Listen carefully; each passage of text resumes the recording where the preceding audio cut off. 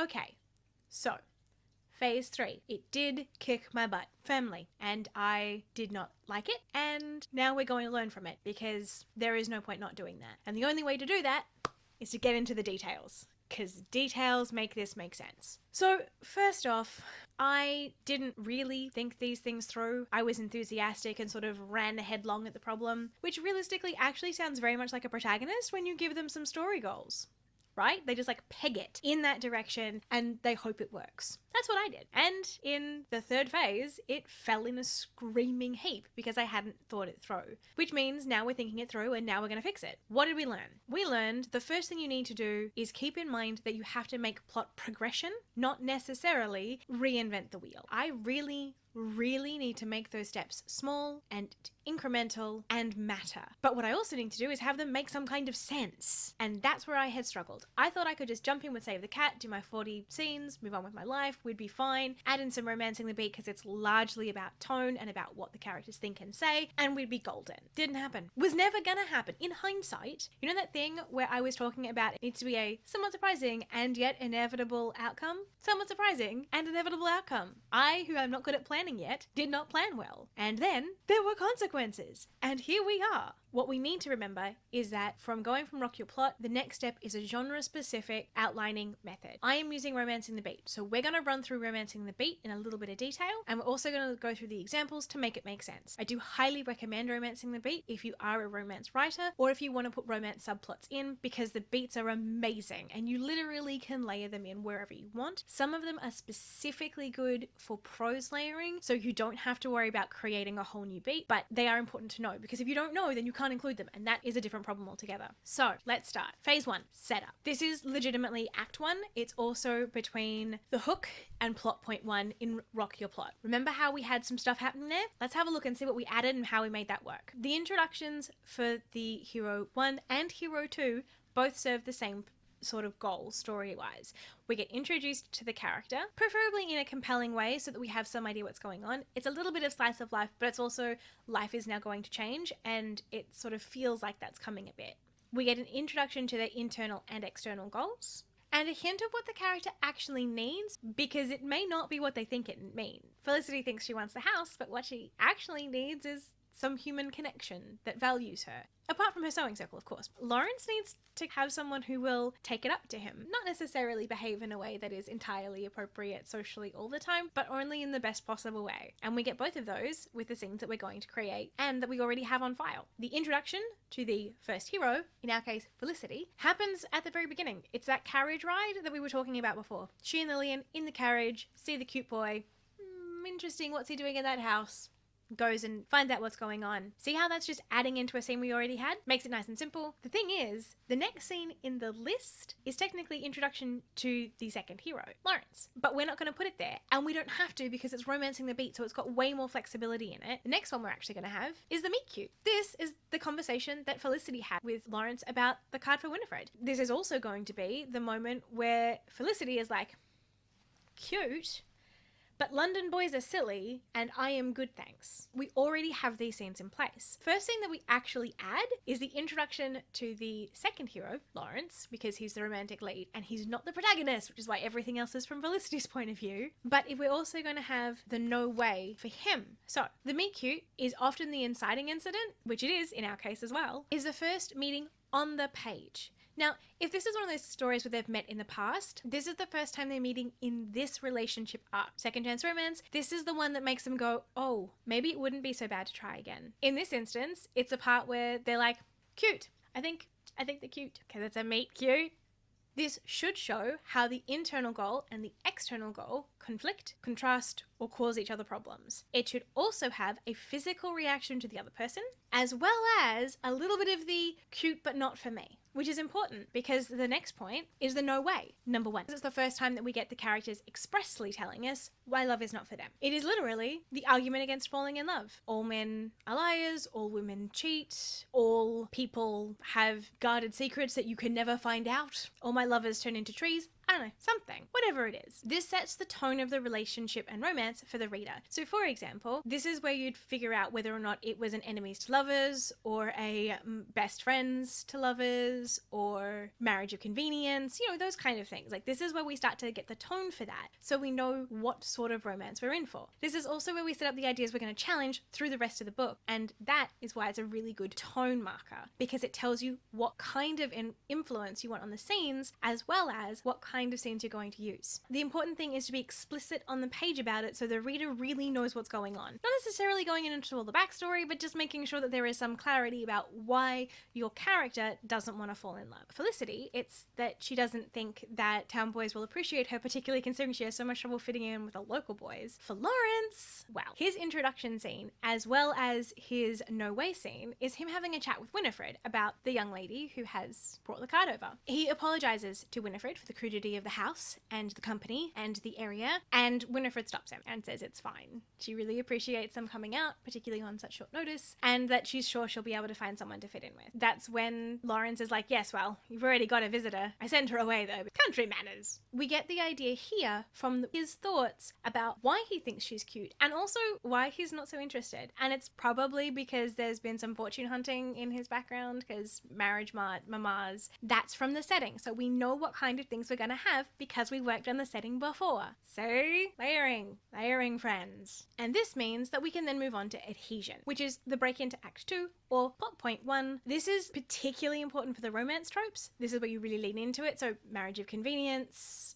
my new boss, my best friend's assistant, person who owns the building that my cupcake shop is in, whatever it is. This may introduce or challenge the original external goal, but it will certainly have the plot elements to it that keep the characters together. And that's really important because we have to have a reason that they don't just be like, yeah, no, I'm out. Like, I'm out. Particularly Lawrence, remembering how he was like, I'm out? He's like that. So we need some reason that he can't just like, nope. And that's what the adhesion point is for. So phase 2 is also Act 2. Yay! Things lining up. It's Act 2 Part 1, which is fine because that's plot point 1 to plot point 2 and it includes the pinch point. This is where they fall in love. This is the part that I really enjoy writing. I know, because I write this bit a lot and then I get to the midpoint and then I try and stop writing my novels. That's why there is no such thing as spoilers, because that would imply that like I actually get to them to the point where you could read them, and that's a new and exciting idea. So this is where you convince the readers, not the characters, the readers, that these people are in love, or will be in love, or could be in love, which can take some doing, but it can get done. And how we're going to do it is we're going to start with No Way number 2. This is restating the argument against love in general, with a little hint about the particular partner for the novel in specific. It is also them kind of bracing themselves a bit because they kind of really are attracted to the person, like actually, but we don't trust emotions like that. So where do we put those pieces? We've got it so that Winifred and Felicity and Lawrence end up as part of a social set, and that they specifically are going to be invited to the same kinds of parties, which means that they're going to see each other all summer anyway. So they're going to have to get used to talking or sitting together at dinner or maybe dancing a little bit. But it's okay. It's fine, right? Because we don't have to worry about that. There's other things to be concerned with. After all, we don't trust elegant town gentlemen, do we?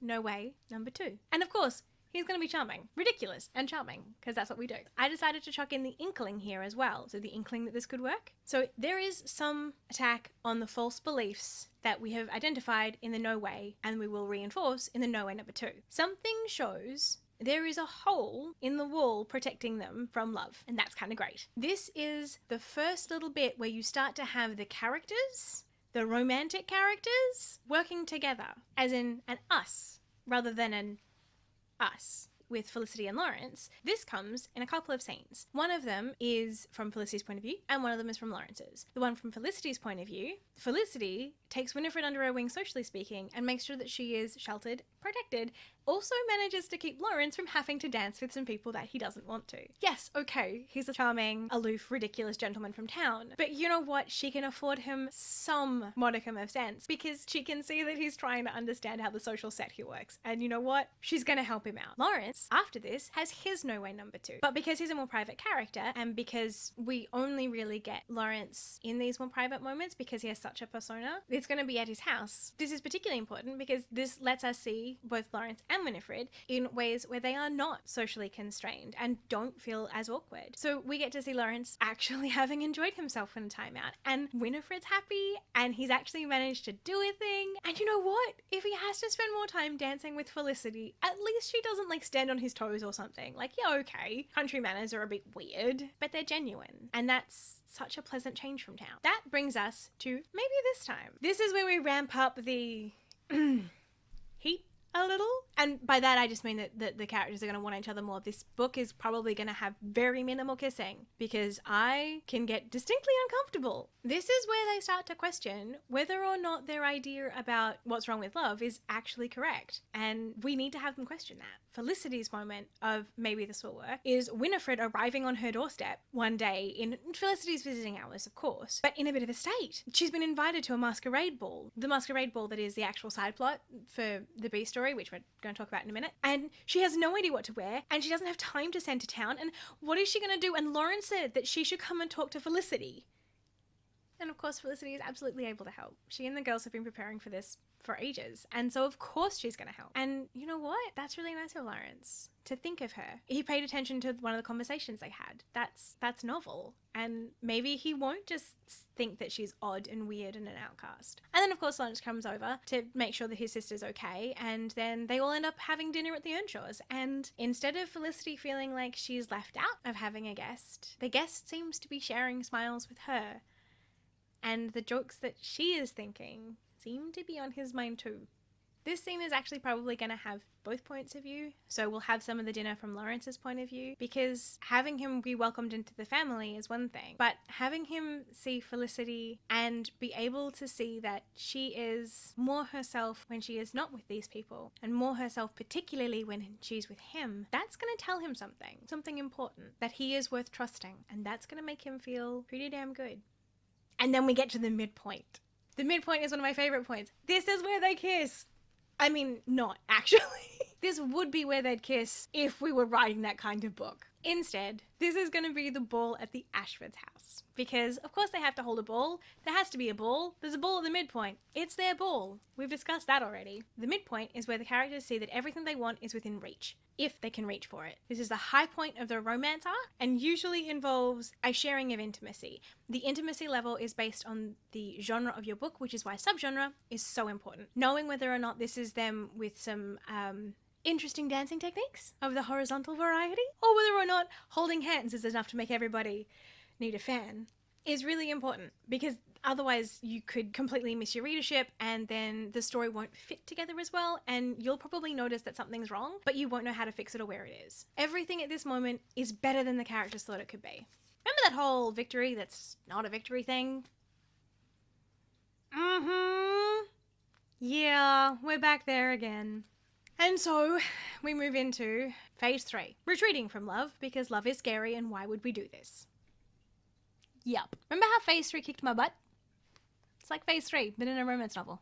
Even though the characters want love, they have not committed to letting go of their ideas of why it sucks. They start leaning into their no-way excuses that they had before, because that's what they know. And let's be honest, brains don't like changing. Brain Dragon cracks an absolute hissy whenever we have to try and learn a new thing, right up until the point where I'm like, no, we've got this. Break it down into steps and we're cool. And then it goes, oh, okay, that was fine. This is the hissy fit part of my Brain Dragon. It's fine. If a character thinks that...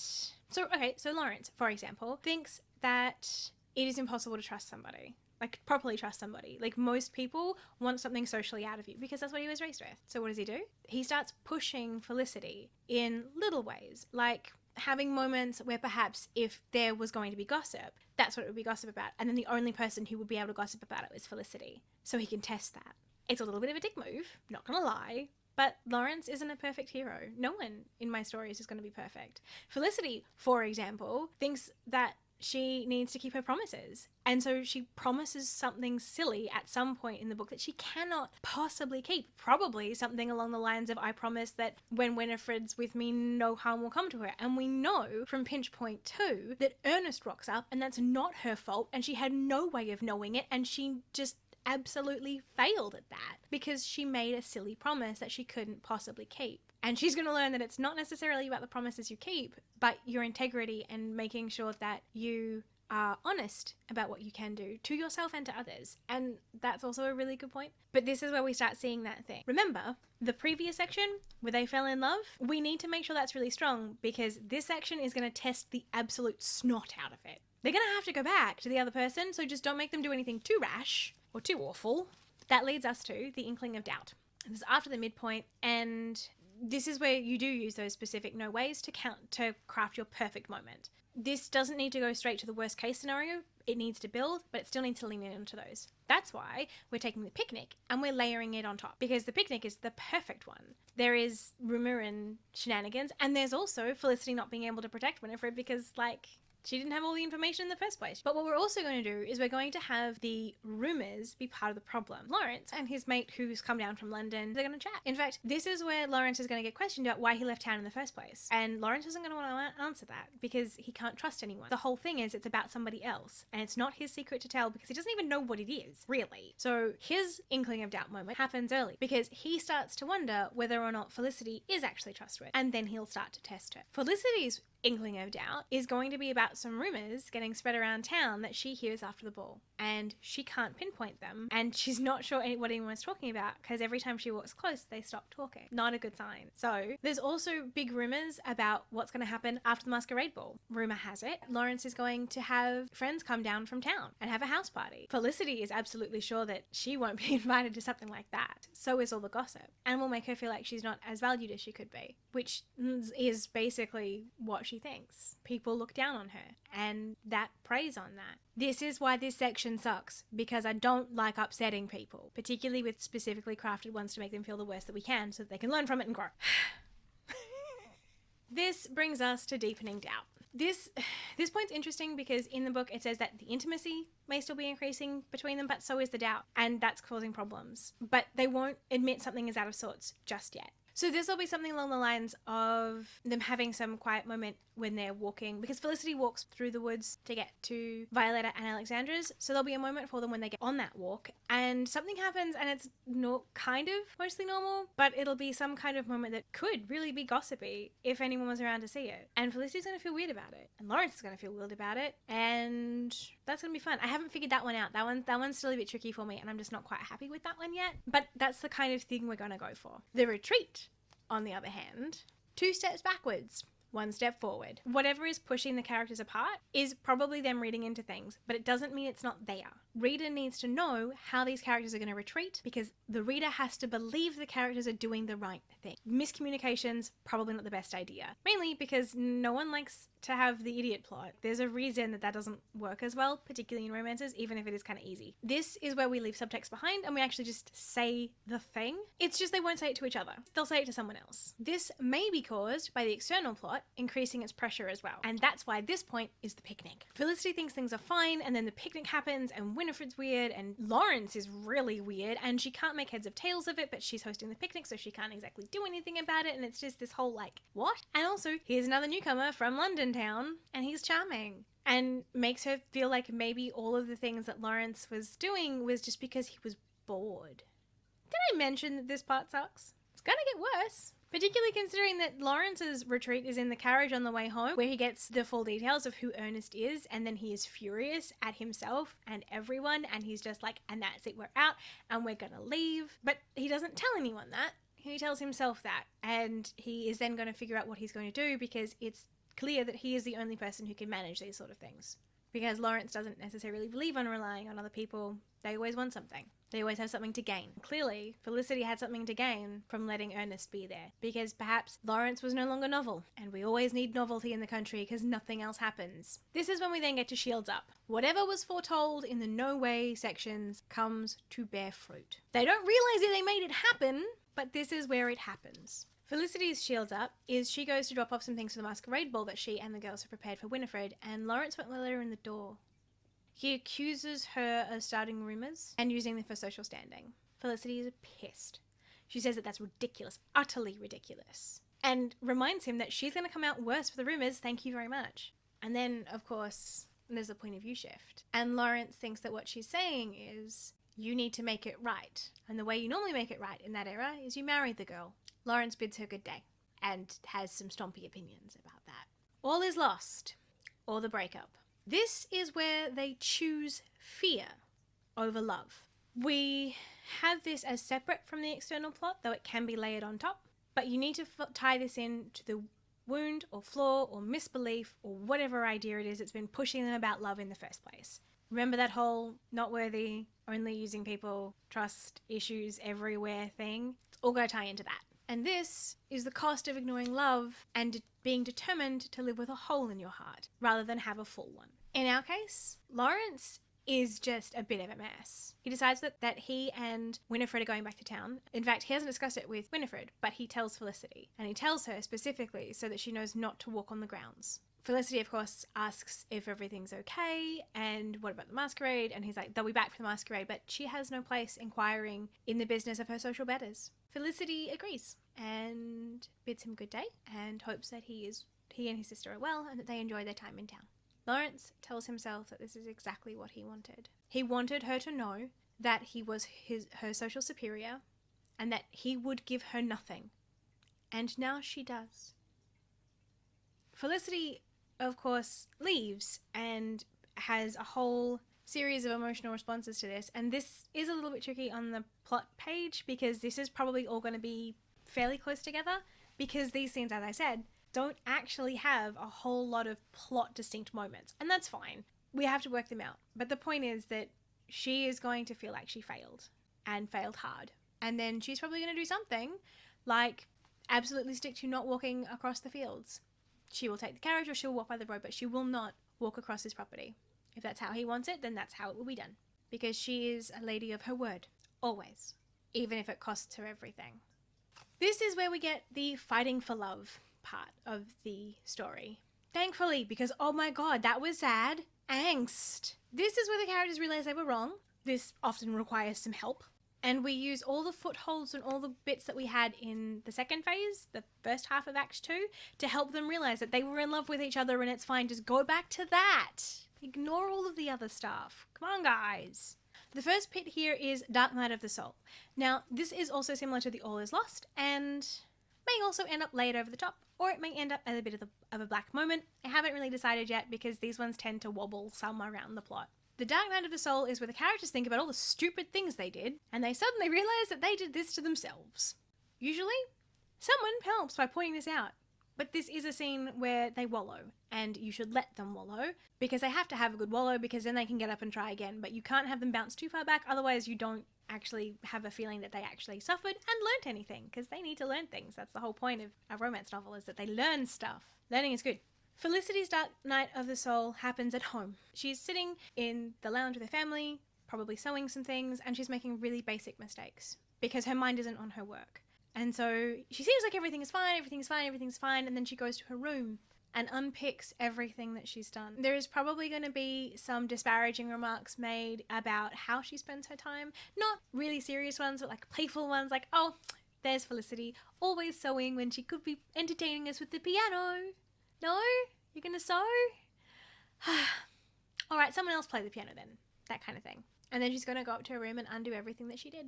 And realize that she is here and she did this to herself. And that while her friends would never say something like that to her and would never make her feel like that, and thinking with her friends doesn't make her mistake her work, she did work better and was happier when Lawrence was teasing her. And it's her fault that she let her pride and her indignation blind her to the fact that he's probably hurting himself because Winifred was upset. But now there's nothing she can do about it because she said she wasn't going to, so she can't. She is a lady of her word. But perhaps now she will give that more cautiously in future. Lawrence is going over the various different things that he will need to do in order to set the place up so that it can be organised and cleaned up and made appropriate for the house party. He thinks it would be much better if he had never come. and then he corrects himself. It would have been much better if he had never found a woman like Felicity, whose eyes sparkle when she is mad at him, but whose lips quirk up because she's not really mad. And as he's cursing himself for making the statement that she can't come onto his property, Winifred comes in and says something about them staying, and he says that they're going back to town, and then Winifred gets angry at him because, excuse you, and then he's like, but we have to avoid Ernest, like that's what we do. He is a problem, so we just kind of like move because we don't need to stay here. We don't need to be around for his shenanigans. We just like, whatever. But Winifred has her own ideas, and she's not gonna go with him. She's staying. Like, he can leave, fine, but she's gonna stay because she has stuff to stay for now. And Lawrence realizes that if he had just not been, well, himself for 5 minutes, he might have too. And that he did this to himself. And that he doesn't know enough about how to get himself out of this to do it by himself. But then we get the catharsis and the waking up. This is the moment where they realize they chose the misery, and that they have to make the actual active choice to destroy the walls they built around love. They have to choose love over fear and kind of hope that that's okay. It's not going to be easy, and they have to be vulnerable. They have to smash their own walls down deliberately, knowing that they can get hurt. They have to try. For us, this is going to be Felicity and her sewing circle friends. Then they're going to do the thing that the circle does. They're going to figure out what happened. And they only do that because Felicity says, look, I know they're leaving, but I desperately need them to be able to feel that they can come back. And that they can come back and that I'm still here at least. And that I have forgiven them and that I won't hold any of this against either of them. The girls are going to bring up that Felicity is happier when Lawrence is being obnoxious and Lawrence-y. And so they fix it. They figure out that Ernest is the problem because Lillian is going to figure out that there's social stuff. Alexandra is going to figure out some of the other bits and pieces that were going on, and Violetta is going to provide some insight into how Winifred was feeling. So they're going to suddenly understand what the problem is. And then they're going to make a plan, and then they're going to fix it. Lawrence wakes up at his place feeling incredibly resentful that he has to leave. He likes it here. He doesn't want to go back to town. He's stomping about, and then his friend is like, why are you stomping about? Aren't you supposed to be going for a walk? Normally you go for a walk now and then you come back and you're happy. Why are you cranky? Is the lady with the hair and the dancing, is she not? Have you guys had a falling out or something? And Lawrence realizes that he is actually as obvious as all get out, and Felicity wasn't the one who started the rumors. Everybody else can just read him like a book, because when he's in a particular mood, he's not exactly subtle. So Lawrence asks his friend if his friend will stay with him, or if his friend is going to go back to town. And his friend says, of course he's going to stay. What else is he going to do? Like, this is way more entertaining than anything that ever happens in town. This is fantastic. And also, if Lawrence doesn't fix this, he is going to have to, like, I don't know, come up with some kind of plan to make it clear that Lawrence has learned his lesson so that the pretty young lady will perhaps not be mad at Lawrence, because everyone will be happier then. The thing I like about this section is we get some more plot points. So, for example, we get the grand gesture next. This must be a risk because it's a grand gesture. This is the chasing him down to the airport kind of scene. The risk of death is possible, though it should probably be metaphorical, though not always, depending on your subgenre. This is the big moment your book has been building to, so make it big. This builds into the happily ever after, and this is where they really earn it. What does that mean for us? This is the masquerade ball. Felicity and the sewing circle have come up with a plan. They're going to use Felicity as bait and trap Ernest in such a way that Ernest is going to have to make a very important decision. Leave off his pursuit of Winifred, or have his social standing completely destroyed in the countryside and never be able to show his face again. Brilliant plan. It's not a brilliant plan, by the way. Otherwise, it's not a grand gesture. They do manage to pull it off, and Lawrence and his friend also help, because more team is better. This means we get to what wholehearted looks like. This is our denouement, or the closing image, that kind of thing. This contrasts where the characters were to where they are now. This is what it looks like when they have found and accepted love and done the hard work. This makes up for everything that they went through, so make sure that it counts. We're going to have a bit of a romantic moment with Lawrence and Felicity, and Lawrence is basically going to ask for her permission to actually court her, and she's going to say yes. Now, because this is a romance, we then end up with an epilogue. This is a glimpse into the future so that we know that the happily ever after sticks, because they've learned the things and they don't just like have the happy moment and then forget everything. This is also where you can do things like introduce characters for sequels, because in romances, like, one of the friends would be the next character to have a story, and then that would be a series. And remembering that these are the same characters that you've just tormented and then have made massively in love with each other. So please make sure that it like continues that spark. And for us, that's going to be Lawrence proposing and Felicity saying yes. And us, the readers, knowing that they will be happy, even if sometimes they both need a bit of help from their friends to see the points each other's trying to make. So that